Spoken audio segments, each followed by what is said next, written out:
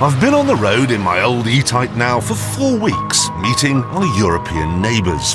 And now I've arrived in a corner of the continent that has no name. This may look like the Swiss Alps, but there are no Swiss people here. And that's because we're in southwest France. But there are no French people here either. Welcome, therefore, to my favourite part of Europe, Basque Country.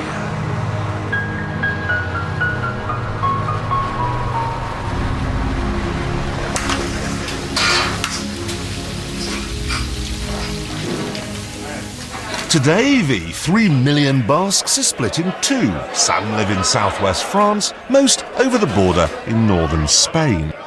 But whatever the passport says, it's not hard to spot one.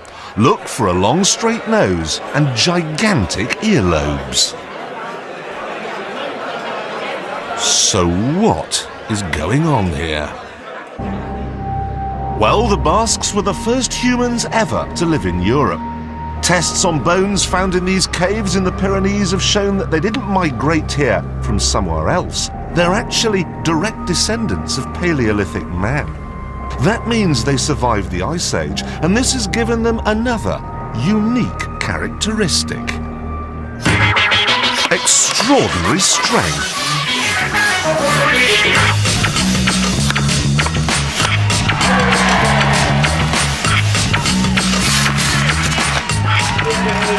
To find out just how strong they are, I've come to the Basque Games, held every year in the town of San Sebastian in France.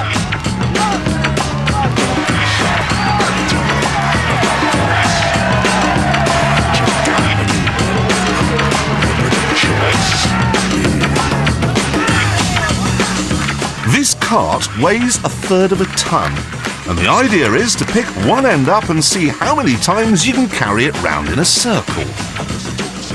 Nous avons bien sûr le 9e concurrent, Jeremy Clarkson. Eh oui, Jeremy. How do I lift it? So let's see how I get on. Comme ça? Oui? Oui? Right? Are we ready?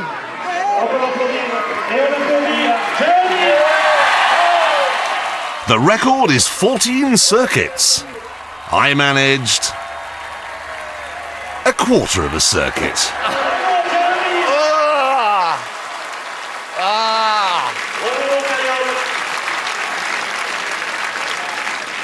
I think I lived up to my family motto there.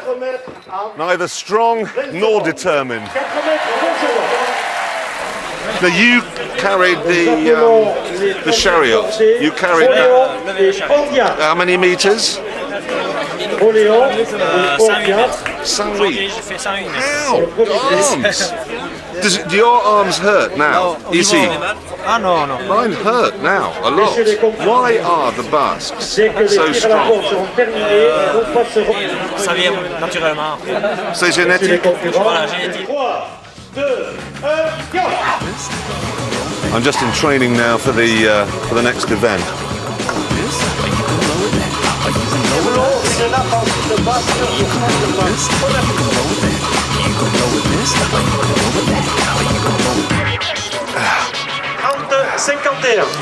No more.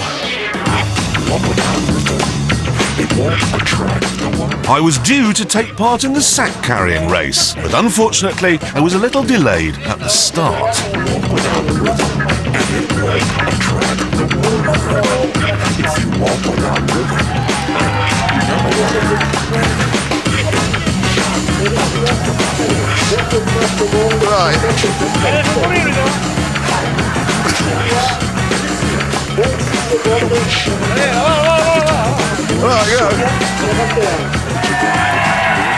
The damn thing was so heavy, it completely squashed my sense of direction.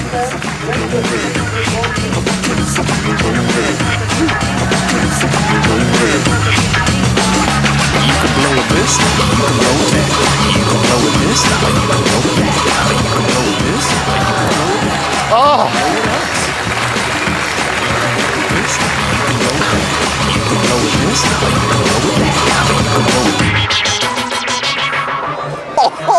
this? That's astonishing. Here's a tip. In a Basque pub, right, don't spill anyone's pint. And don't think that you could do this. I tried it thinking that nothing could possibly go wrong. But it did. Hello? Hello? Can you let me down? Hello? Could somebody get me down, please?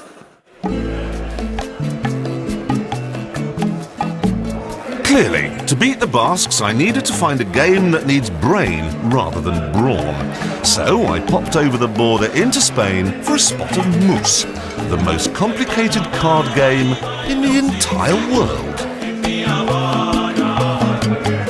Cut it, yeah.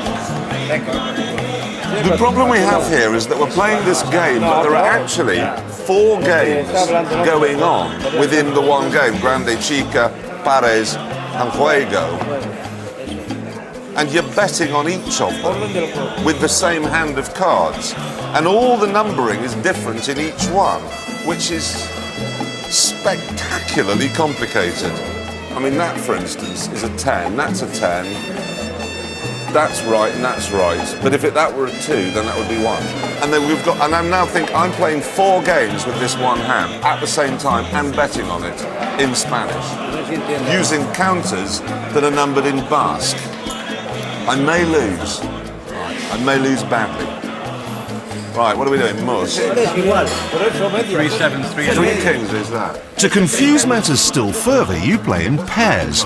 And you make subtle signals with your tongue and eyes to let your partner know whether you've got a good hand or a bad one. But we have to wait for them not to be looking. We get 31, I'm going to go like that to you. Las mejores manos. No, I'm going to go like that. Oh, like that, it's 31. Okay, now I got that. Okay then, boys, hit it.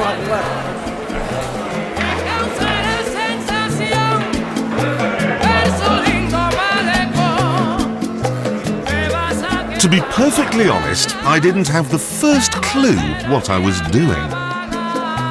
But at least my translator was a useful spotter. He's got 2 aces because he just did the signal for 2 aces there. Who did? He did. You take one. You take green one. It's my first green one! Look at my green mountain here. That was a complete lie. I had the world's worst hand. Another green one. Another one? What for? Because he got 31. Yes. We cleaned up there. That was a fantastic victory. You've got your 31. Eso, pero no, ha sido muy disimulado, ¿no?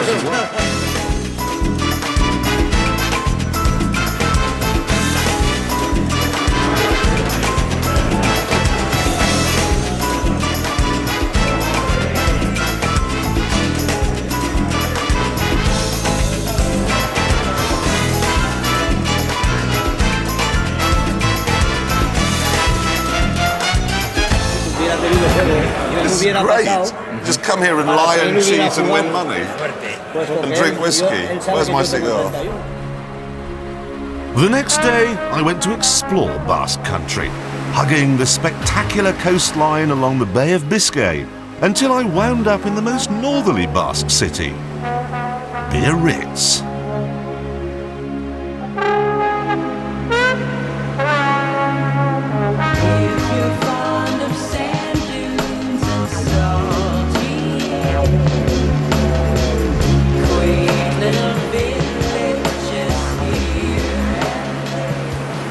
I've been extremely fortunate over the years.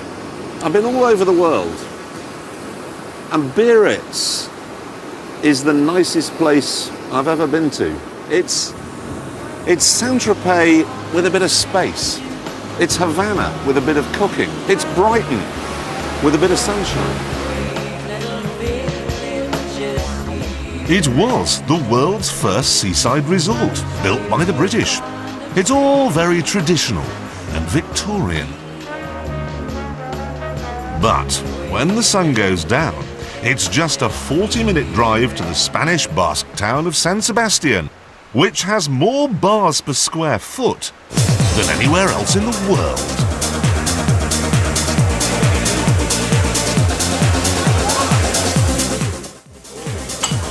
This is the Basque way of going out. It's a normal bar, except on it you have these little snacks called pinchos.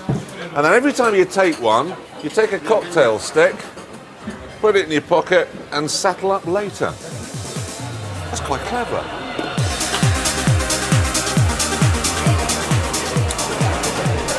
Right, where's the next one? Oh, brilliant.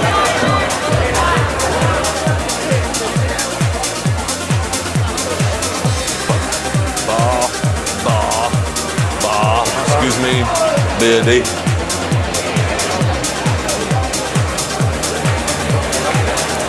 This black pudding in there that was like, whoa, and another couple of wines.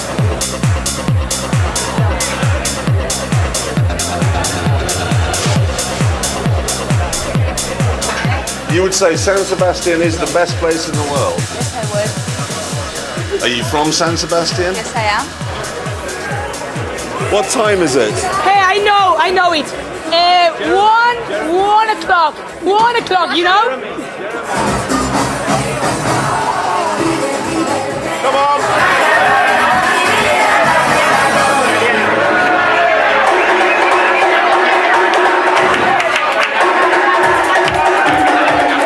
So let's just recap.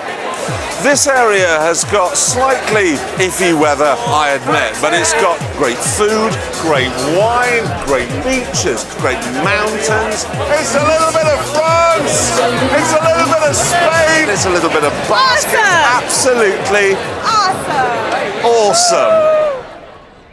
However, behind the pretty facade, this part of the world does have a problem. I've just pulled off the motorway and I'm heading now for a town called Leitza because I've just heard, in fact we're coming into it here, that a car bomb has gone off. So one has to assume that ETA have been busy.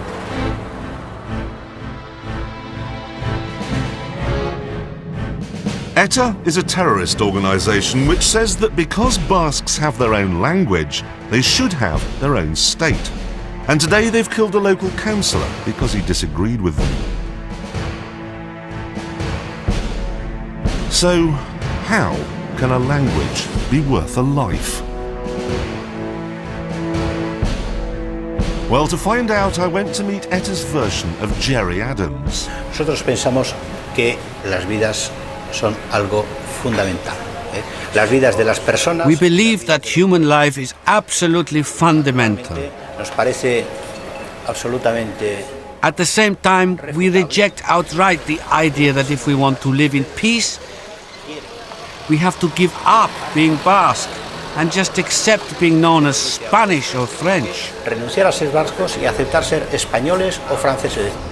What I don't understand is that you've got all the road signs in 2 languages, one of them being Basque. You can learn Basque in school, there are Basque television stations. What more could you possibly want? Hay demasiadas imposiciones. It's not about having too much, it's about having the power to decide. We want our situation to be clean and democratic so that it is the Basques who decide what's right for the Basque people. We don't want Madrid or Paris telling us whether we've got too little or too much. Yeah, but ETA, they're just murderers, aren't they? Soy absolutamente contrario. I'm completely against condemning ETA, because it is always used as an excuse by the Spanish government to start repression campaigns. And instead of providing answers, they just make the situation even worse. Que en lugar de buscar vías de solución, entorpece todavía más la solución. That's why I'm against condemning them and calling them criminals. De condena y de criminalización. Basques talk a lot about Spanish repression. To understand what they're on about, you need to go back in time. It's 1937, and Adolf Hitler is drawing up plans for his blitzkrieg across Europe. He's developed a new type of warfare which he wants to try out, see if it works. So he calls General Franco, who was leading a right-wing military coup here in Spain. It was the Spanish Civil War. And Franco said, well, look, I'm having terrible trouble with the Basques. If you want to try it out on them. So picture the scene. It's April the 26th, market day here in the town of Guernica. The sun's shining, the square is full of people, the children are all at school. And then at 4 o'clock in the afternoon, the first wave of German bombers arrived from just over that hill over there. This was the world's first air raid on a civilian target. And in 2 hours, 2,500 people were killed.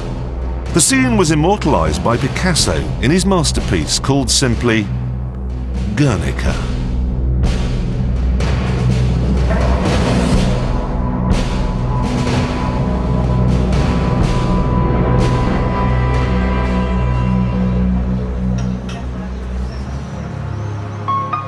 It's weird.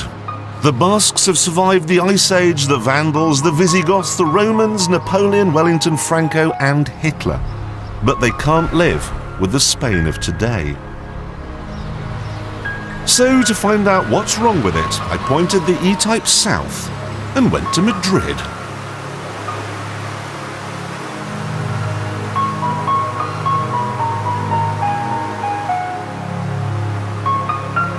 It all seems fine. It's a wonderful city, in fact. But then it would be, because you paid for it. You paid for the whole damn country. The fact is that it costs the British taxpayer £3,500 million every year to be a member of the EU. And that's pretty much exactly the same amount that the Spanish take out of the EU every year.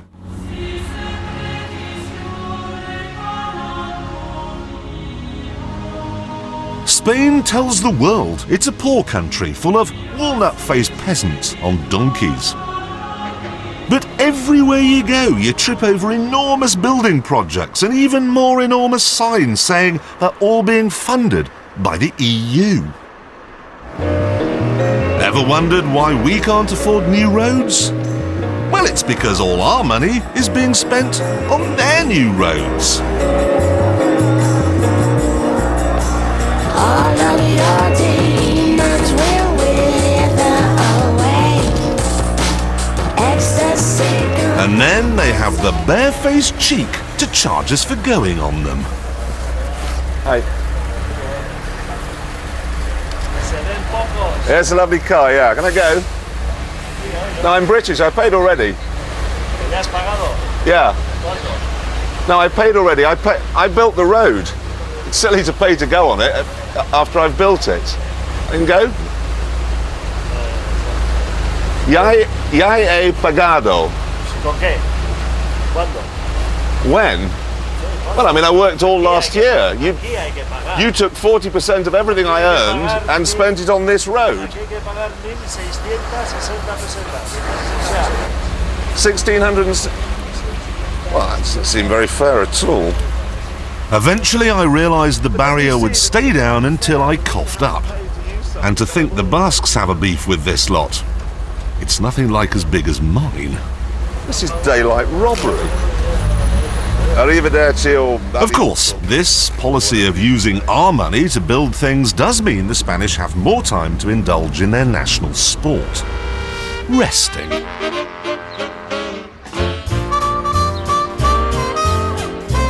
The biggest problem with meeting the neighbours here is finding someone who's awake. This man is, luckily, he's Spain's Terry Wogan, morning DJ on the biggest breakfast show, ZFM. Is idleness a feature here, or would you just call it Spanish? No, it's Spanish. It's Spanish. How big is mañana still? You know, this is a word that's in the English language now. We actually don't know mañana yet. To tell you the truth, it's not a reality. I mean, I don't think many people can afford to have a siesta unless you're on vacation, but it's something that's in your mind. So give me a minimal excuse and I'll go for it, okay? So it jumps here. Maybe it's not a reality, but if I can do it, I'll do it, okay? Yeah. So it's in the culture, it's in the genes. So is there a pressure now for Spain to be more modern, to be, part of the EU and get cracking a bit? We're modern enough, and we're modern our way, saying that, okay, we work in a better building with more, sophisticated telephones, but still we want a break of 3 hours to go for lunch. And that kills Americans when they come here with big multinationals and they don't understand what's going on. What is people when they have a sandwich and a coffee and we're having big piece of chicken with wine, they go crazy. We stopped off. We've come down from Basque Country to Madrid here. Stopped off in little towns on the way, and they're all beautiful, and the squares are all perfect, and the street lighting's lovely, and all the buildings are nicely renovated. Don't you think you've kind of had enough money that this is now a modern country? I think it's a modern country now. You never had enough, but the thing is, we already were told that we have enough because the East countries are joining, so money's going to go there. But the Spanish, you voted against the Eastern European countries coming into the EU, didn't you? Well, that was a trick because still we want the money from Europe, right? We want to be subsidized because we need it. We're poor. That's what we're playing. No. It's not true. But we're playing the role. Man, it's like give me something. Maybe you ask for 10, maybe you get 2. So we're playing that game. We're not poor, thank God, but we're playing that game. So, but now Europe is saying, forget it. The East countries are coming, and they need it more than you. So we say, okay, don't let it come. We're closing the door to the guys so we get the money. It's a little, it's bullshit. The fact is that today there is a buzz to Spain, especially among the young. Obviously, none of them have bothered going to work or anything. No, they're having a big dance and a water fight.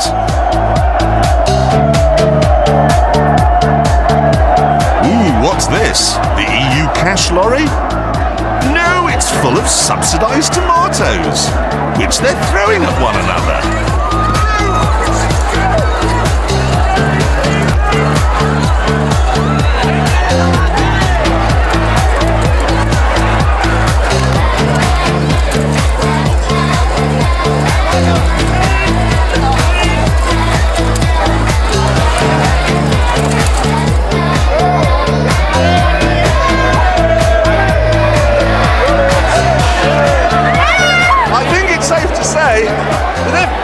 Had gone to Africa after Live Aid to see what they were doing with his grain. He might have been a little cross to find that they were all throwing it at one another. He might even be tempted to get back out there and throw some back again. Being Spanish, it didn't take them long to have the shirt off my back. But that was the least of my worries. Being tall, I got hit a lot. And these tomatoes are not ripe, so they hurt when they hit. And they're not clean either, so most people leave with an eye infection.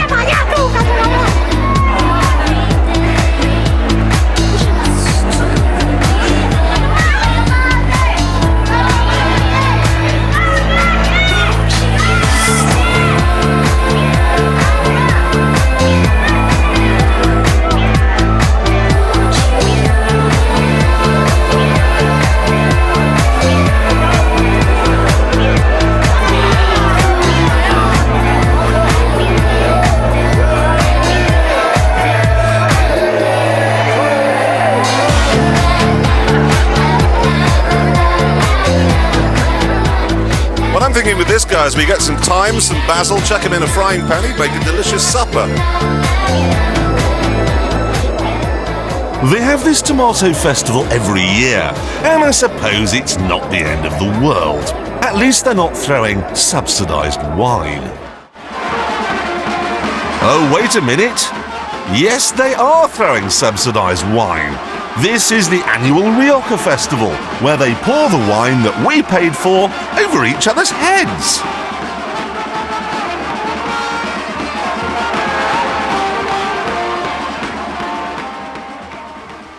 Marvellous. I shouldn't be at all surprised to find this fountain is running on gin, or that you're charged for going into their museums. I've paid already. But you are ticket? I'm British, so we've paid. I don't know. Oh. It seems a bit silly to pay again. So.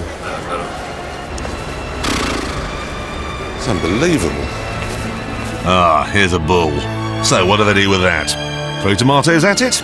No, they give it a thatched cottage and a pet rabbit, and then they stab it. What I've always liked about bullfighting is that after it's all over, the crowd gets to take the loser home and eat him.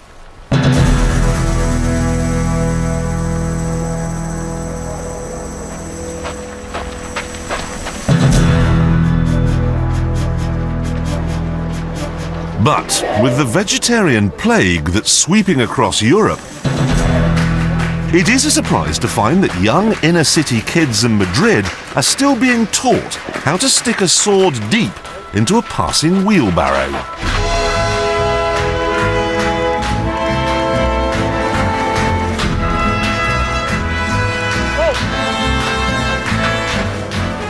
One day, of course, the better children here will graduate to stabbing passing lawnmowers, maybe even small tractors. And then, if they're really good, they'll go on to become that most Spanish of things. A professional cow killer. La fiesta de toros en España es una cosa de siglos, es una cosa que antiquísima y que es de nuestra, digamos, nuestra idiosincrasia. Nosotros no nos metemos con ningún otro país. Siempre hay alguna asociación de los defensores de los animales que protestan, pero yo pienso que, en fin, debían de preocuparse más de esa cantidad de niños que están sin comer, sin hogar, sin casa, que los hay, no solamente en España, sino en el resto del mundo hay muchos.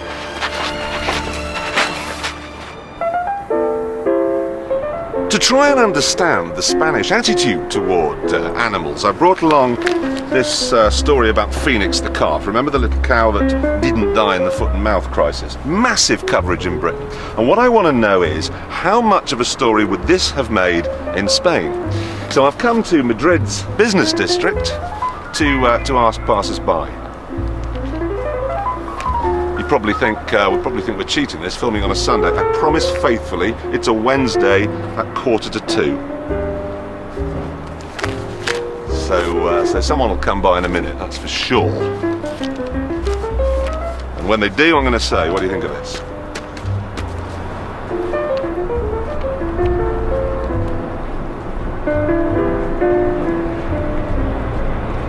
Excuse me, do you speak English? Yes, a bit. Yes? You're Spanish? No. You're not Spanish? No. Predictable, you're at work. Yes. Okay, thank you. What a tourist.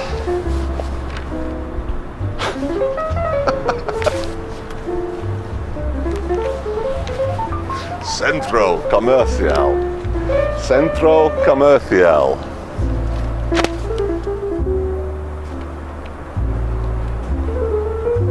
Yes. Oh, excuse me. Can't be bothered to talk. No, that's fair enough. On his way to the cash dispenser for some of my money. Eventually, at way past 4, they went back to work, and I got a few words. How much would this story have been covered in Spain? Nothing at all. Nothing. Do you care about this? No, I don't care at all. No, I don't want poison food. No, sure. You want healthy animals to eat. Yes. Yeah, sure.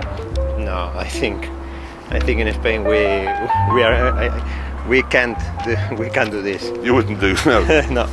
I must come and live here. It's the wrong country to be vegetarian here, huh? Yeah. Let me tell you that. It is. You are carnivores. How would this story have gone down in Spain? As far as the newspapers are concerned. Maybe in the last page, maybe here in the last page, maybe in this green square. I think we're more concerned about people than about animals. Because this is the British version of Free Willy, you know, the big whale. I mean, the whole country wanted to free Willy, and so stupid. But now you guys want to free whatever Tony Blair friend is called. Phoenix the cow. Phoenix the cow.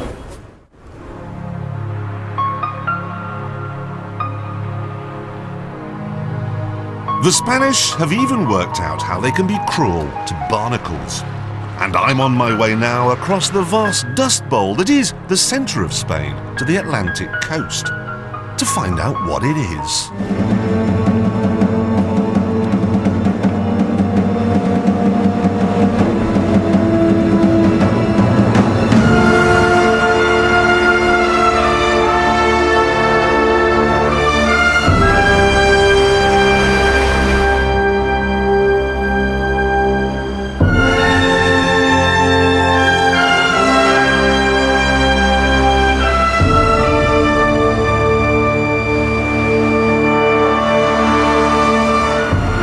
trouble is that barnacles are even harder to kill and surprisingly even more dangerous than 1.5 tons of prime Spanish beef.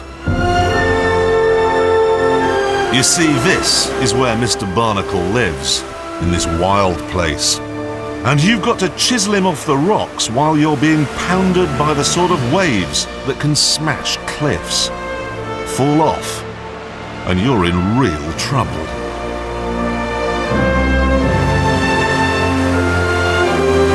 So is it worth it?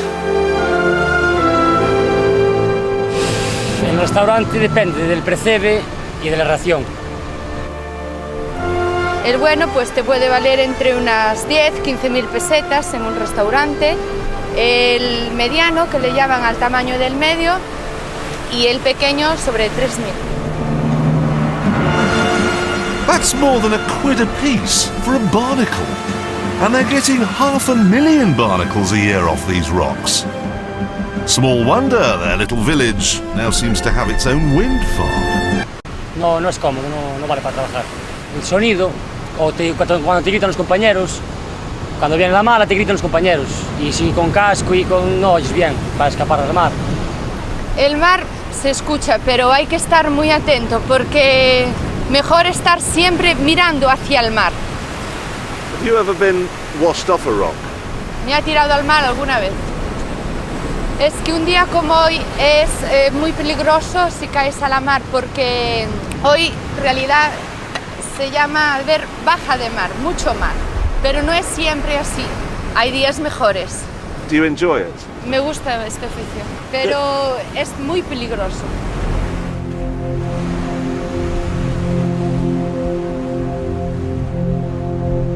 Very dangerous. The coastline is littered with the graves of barnacle fishermen. Which is why I elected to spend the day messing around in rock pools, trying to wash the stench of rotting, subsidised tomatoes out of my shoes.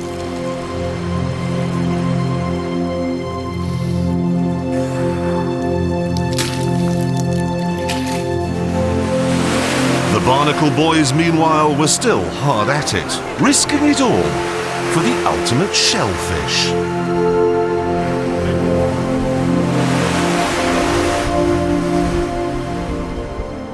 This is it. And it makes you wonder, doesn't it?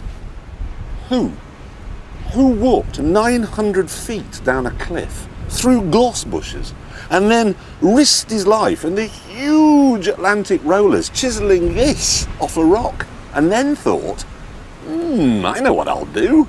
I'll pop it in my mouth. It looks like a hippo's toenail. Still, someone did. And now it's my turn.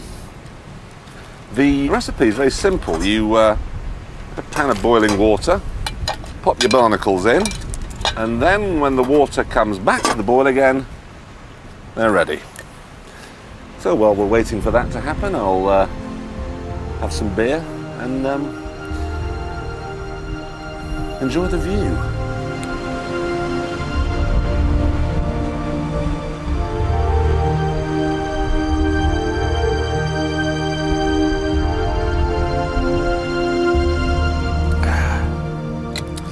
Right, they should be about done now. Yep. Right. Now, what you do is you make a little nick in its sock here. It's hot. Twiddle it round. Oh dear. No better naked, is it? But here we go.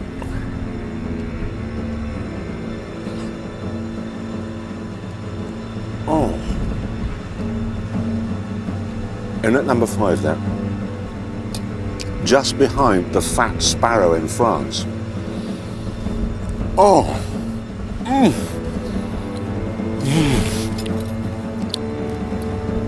They're fantastic.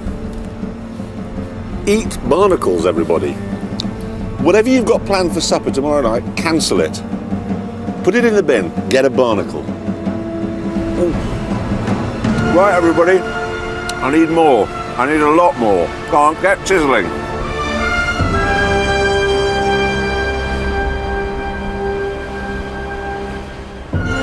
It'd be nice if Spanish fishermen stuck to barnacles, wouldn't it? But of course they don't. These Spanish trawlers cruise the oceans like aquatic black holes, sucking up everything they can find.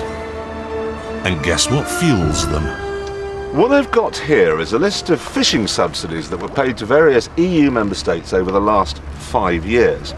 We got 106 million euros. The Greeks got 135 million, the Germans 151 million, the Danes 132 million, all in the same kind of ballpark. But the Spanish got 1,000 million euros. So let me see if I've got that straight. The Cornish fisherman pays his taxes to the British government, who then give them to Brussels, who then send them to the Spanish trawlermen, who then go and fish off Cornwall, thus putting the Cornish fishermen out of work. Now, I'm not a politician, but I don't really see how that's fair. No. It just seems rotten somehow.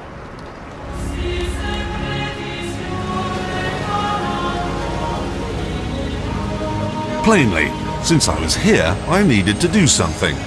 So I spent the evening working on a plan. It was a very simple plan. I thought I'd redress the balance. Nick some of their fish. See how they like it. I've got loads!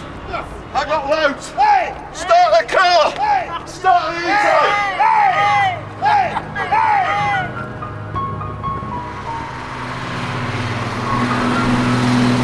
After the great fish heist, I made a break for the border on the Costa Brava.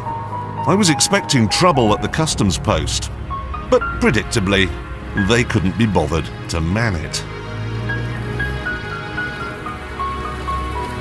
So I escaped, and next week you can join me here in the playground of Europe, on the French Riviera.